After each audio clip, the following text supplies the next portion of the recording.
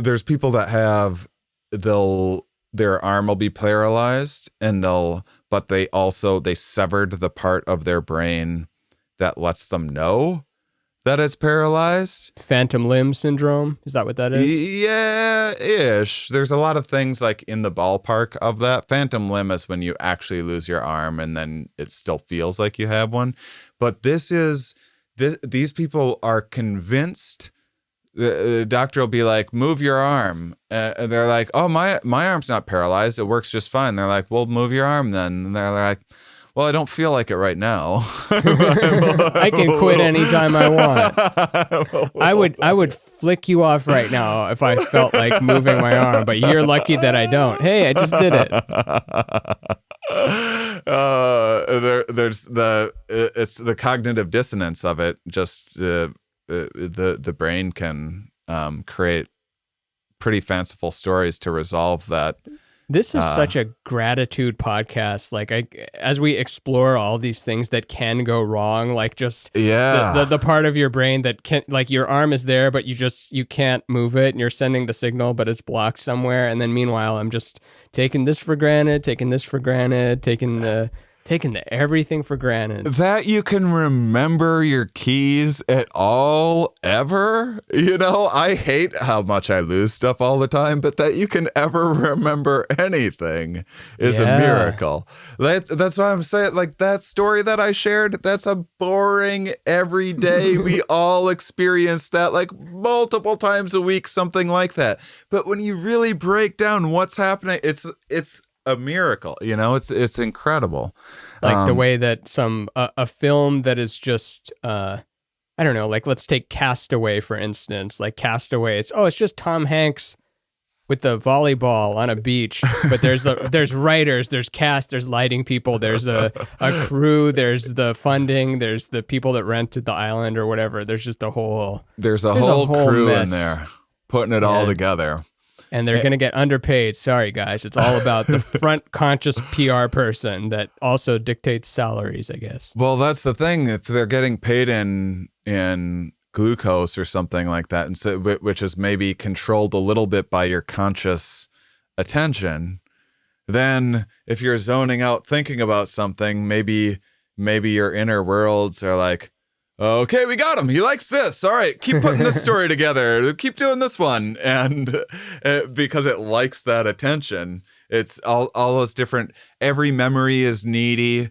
Every different role that we play in life always wants to, I mean, I'm sure there's sometimes it's like, well, you better put the other guy in charge for this one. Guy who gets hand off burner is in charge right now. But only in emergency break glass situations, yeah. And I think that's kind of connected to the thing that you asked about, and I love how long it took me to get to this. This is the perfect sort of web that that I was trying to make. So there's Charles Bonnet syndrome, which is there's a fantastic book by Oliver Sacks called The Mind's Eye, I want to say. And it's a lot about, and Oliver Sacks was amazing, an amazing neuroscientist, did way more psychedelics than both of us combined and incredible. He discovered L-Dopa. L-Dopa. He had Robin Williams played him in the movie The Awakening. Oh, I haven't seen that, but I love a good Robin flick. I haven't seen it either, actually. But he was talking about this Charles Bonnet syndrome, which is when blind people lose their vision, they'll often have visual hallucinations. They're usually quite boring. It'll be someone kind of just walking down the stairs or something like that, and they'll see it. And the reasoning behind it was, say you're going to put a car in storage for a while. You don't want that car to atrophy. You don't want it to get all rusty. So you go in and fire up the engine once in a while to make sure all the parts still work. And that's what walking downstairs guy is? and that's what kind of walking downstairs guy is firing up that region. Well, we don't want all these neurons to just die off, so let's just fire something through there and make sure that they're still working. Is it always mundane, or do some people get like a really nice show in there? They're like, being blind isn't that bad. I'm gonna go ahead and say I don't know. That's what we should be saying on every it. Yeah, every question. We should be saying that. Well, I love this podcast because I get to wildly speculate so much more than like, here we are as so cautious, and I'll ask a scientist about their own work, and they're like, well, actually, I don't really know about and there's a place for both, but I think that's kind of what those random memories are as you get older. I actually have my own little pet theory, which is, when you call someone and someone's like, I was just thinking about you. And so the woohoo version was always like, oh, I must be connecting through the universe. And then the like strict academic version is like, well, you think about that so-and-so ever so often, and they don't call, you just don't remember the times that you recalled them and they didn't call afterwards.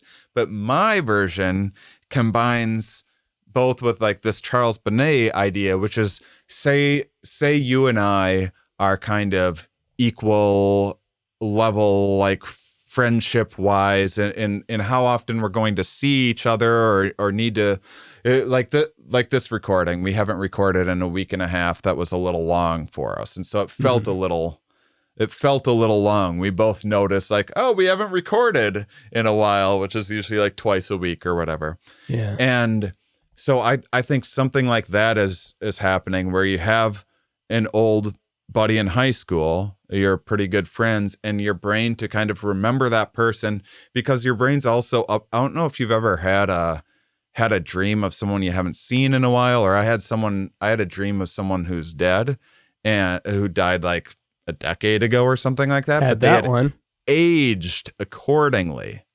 That's kind of cool. Which is amazing. Good CGI in your dreams. Yeah, and well, that means that the brain's not just remembering people in our lives, but it's adjusting for making predictions in the future so that you'll be able to remember them if you see them. Isn't it weird that we do that retroactively? Like you, let's say it's someone you went to elementary school with and you haven't seen them in 20 years, and then you see them on Facebook, and then they look just like you remembered as a kid. And then you're looking through their photos and you see a photo of the class photo from, grade 1, and they're tiny and they're just a little baby face. You're like, that's not what they look like, because you were also a little kid, but in your memory, you kind of age up faces somewhat, because otherwise it's just too kid looking. It doesn't make sense. When you were a kid, you didn't feel like a kid. You were just normal. And then there was big people and old people. And then you became one of the big people. And I always think about when I'm old, like are people in their 40s just going to look really baby faced to me? Just these really neotenized, soft fetus looking things. And then old people, we look like normal faces. It's already happened with like college kids. When I see college kids, I'm like, those are college kids? Those look like 12-year-olds. I also think that I was reading something about this, about older people tend to report that they don't feel old or look old to themselves in the mirror. It's just that everyone else around them looks really old. Like, why am I surrounded by all these old fucks? Why am I with all this vigor and youth?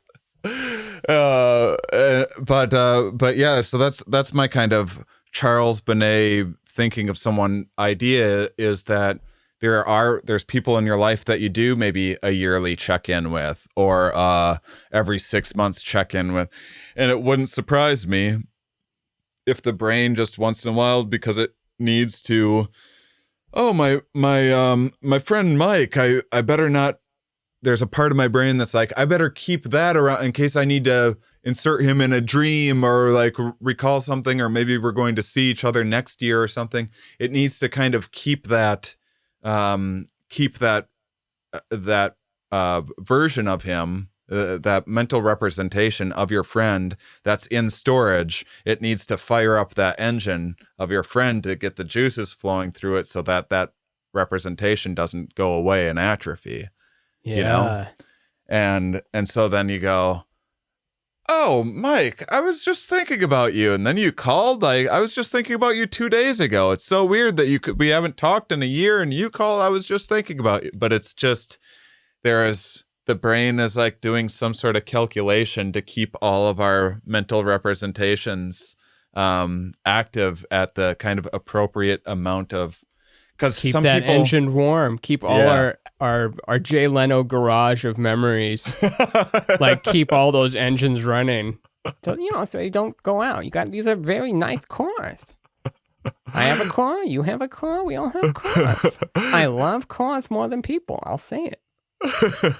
So if you as a listener say this is a first episode that you were listening to, or you could even listen back. If you then go back to the last episode where we talked about autobiographical stuff, I think what you'll find is you'll notice things like that in the story of how we started in comedy. It's like, oh, and I got mugged outside the open mic. It's not, like the most salient, like I could have died at that time. Oh, that makes the cut. Yeah.